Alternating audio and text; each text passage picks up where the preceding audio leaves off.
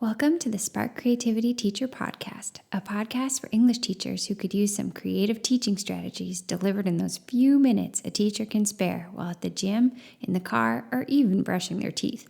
I'm Betsy Potash, and I'm glad to welcome you to Episode 2, all about differentiation.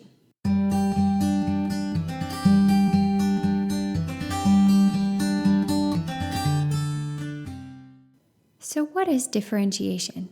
Well, it's a mouthful, but when it comes to the classroom, it's a pretty darn useful technique of creating different learning paths for different students. We all learn differently and bring unique skills to the table. What you might not know about me is that one of my favorite ways to differentiate is when I'm cooking. I almost always divide my cookie dough up and add different fillings to different bowls to please everybody's tastes. But in this episode, I'll be talking about 3 easy ways to differentiate your classroom material. You don't have to spend hours every night making a half dozen lesson plans to give your students great options that will work for them. As you think about the students in your classroom, you can think of a lot of different types of students. We all have a huge variety in our classrooms. There are students who love drama, students who love writing, students who hate drama, students who hate writing. There are students who love sports, students who love art, students who are serious about their math, students who are serious about their science and their sports and their writing. There's just such a variety of students. And so the great thing about differentiation is that you can really try to cater to the needs of all of those students without changing your curriculum that much. You just sort of split them into a few different avenues as you're working through your main curriculum. So what I'm going to give you here are 3 strategies for differentiation that will allow you to let these different students thrive without spending hours and hours every night writing 20 different lesson plans. So I've used all of these strategies a lot with different age students in different schools, and I've been very successful with them. They're simple, they're straightforward, and you can start using them tomorrow. So here we go. The first strategy has to do with how students approach just about anything. It can be a daily activity, it can be a big project, it can be a mini unit, whatever. And the way of differentiating that I'm talking about is just letting students work in the way that they're comfortable in terms of how many students at a time are working on something. So some students really like to learn alone. They like to work at their own pace and come up with their own ideas and pursue those ideas. Other students like to work in partners, and they really get a lot out of sharing their ideas with one person, but they feel a little overwhelmed in a big group.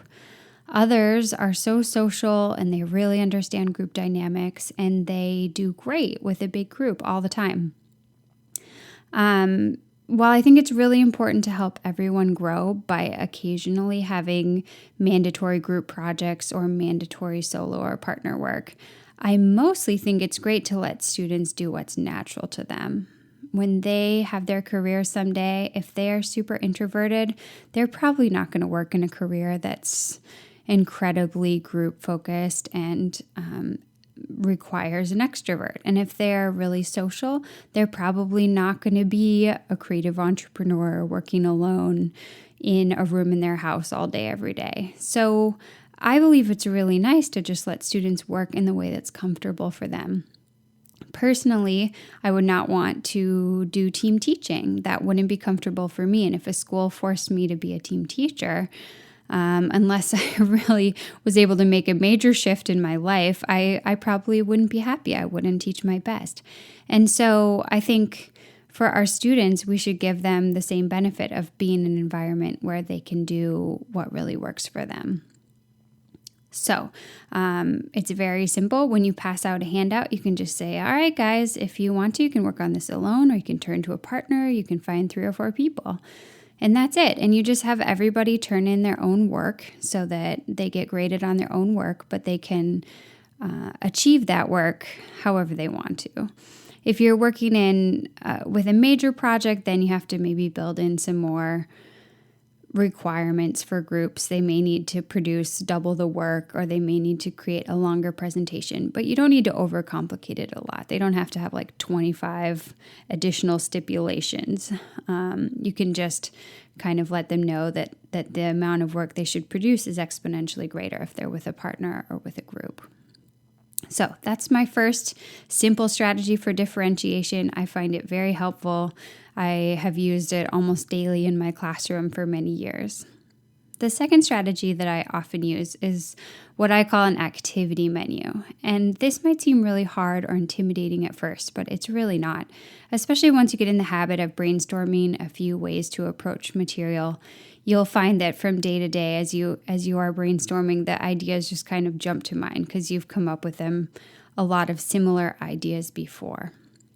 So if you're going to do an activity menu just for one day's worth of material, one easy way to do it is to do a tic-tac-toe board.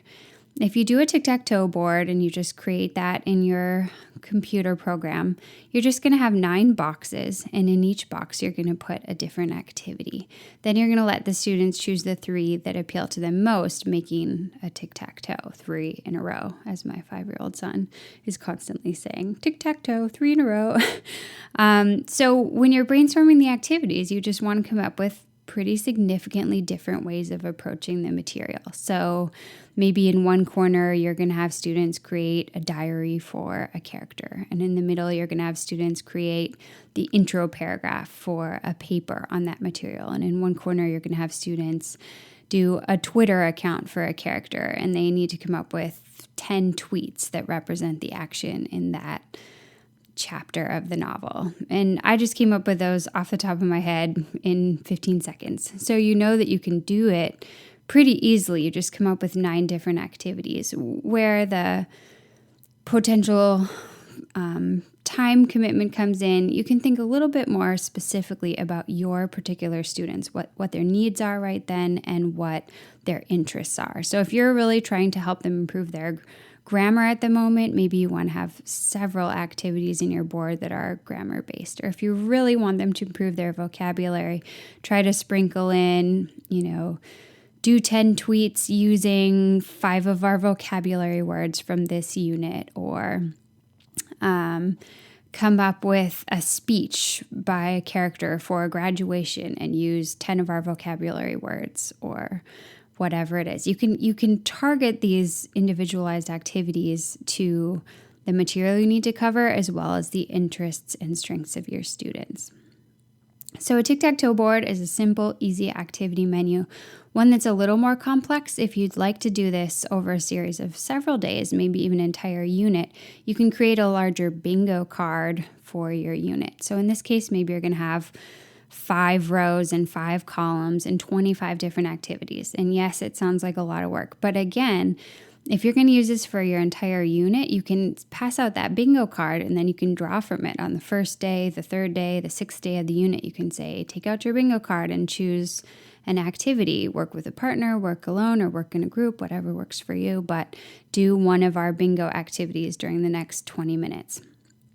You can either do 25 totally different activities, or what I prefer to do sometimes is to have each column on the bingo card represent a certain type of activity. So I know everyone at some point is going to do something from the critical thinking column, something from the creative writing column, but they're going to do the activity within that column that appeals the most to them. So I just say, look, there are 5 columns, there are 5 different types of activities, but they're all different to appeal to your different interests, guys. And I want you to make a row, so choose one from each column.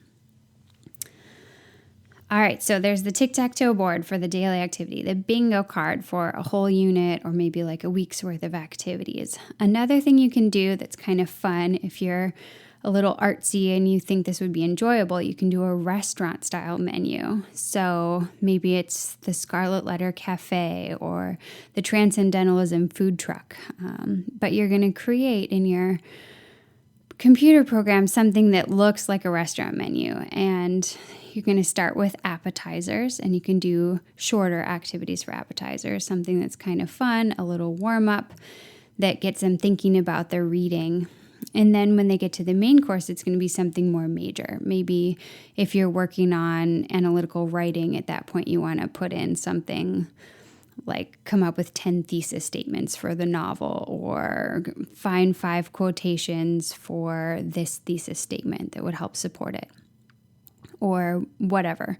But a more major activity under the main course. And then for dessert, do something fun. Have them do something social media inspired about a character, like design the Instagram feed for Hester Prynne, or create a video game level for Into the Wild, chapter 9, or whatever it is that you're doing.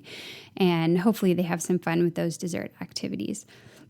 And again, as I always do, feel free to say for the appetizer, you can work with a partner. For the main course, work alone or work in a group. For the dessert, go ahead and do whatever you want. So students have a little bit of variety, but they also get to work in their own sphere, in their own comfort zone. All right, so congratulations on making it this far. You've learned 2 out of my 3 simple strategies for differentiation. In this third one, we're going to talk about what to do when you get to your final project. And for me, at least about half the time, I like to use a differentiated final project. So there are going to be times when I want the whole class doing the same thing, but there are a lot of times when I'd like everyone in the class to be doing exactly what suits them. So when I get to the final project, I like to design somewhere between 4 and 6, maybe 7 options. And I try to think about, again, the different interests of the students in my class and the different types of learning styles, and maybe what we haven't been focusing that much on lately. Give them a chance to expand a little bit, as well as reinforce skills from the unit. So I sit down, I come up with a project prompt, I include all these different options, pretty briefly described, and I give students some room to show their own creativity. I also will pretty often include a project option, something to the effect of choose your own adventure. So if you remember those novels from elementary school where you get to invent the action for yourself, I let students invent the project for themselves, but I always say, you need to check it out with me first. So whatever your awesome idea is, I'm probably going to love it, but I would just like to confirm that by reading through your idea. And so then what I usually do is include with each project option, including the choose your own adventure option, some kind of a paper, a short paper that's going to explain how their project reflects their understanding of the text. So if they're creating a miniature set version for a dramatic performance of the novel, then I would like a paper explaining how their choice of props, their choice of sets, their choice of lighting, the pictures on the walls, whatever is in their set, I want to see how did they connect that to the text. I want to see quotations. I want to see analysis. And because I include that as a component with each of the project options, it makes grading a lot easier. And I can tell you from personal experience, you don't want to have all different rubrics for all your different project options. This is really critical in keeping the differentiation straightforward for you. So I always like to have one rubric that's going to cover all the projects. It's going to have more general categories than rubrics sometimes do, but I think that the trade-off is worth it so that students can be more creative with their work, that maybe the rubric isn't quite as detailed, because it's just really difficult to create 5, 6, 7 different rubrics and keep track of them all and grade everything differently. So I really recommend you stick with one straightforward rubric and then let students just shine with their creativity. I think you're going to really love the results if you try out this third strategy for differentiation. Thanks for tuning in. If you'd like to check out the show notes for further reading about differentiation, just head to www.nowsparkcreativity.com and click on the podcast tab at the top of the page. Be sure to subscribe to the show on iTunes so you'll automatically get the upcoming episodes on free choice reading, theater in the classroom, and types of teacher collaborations.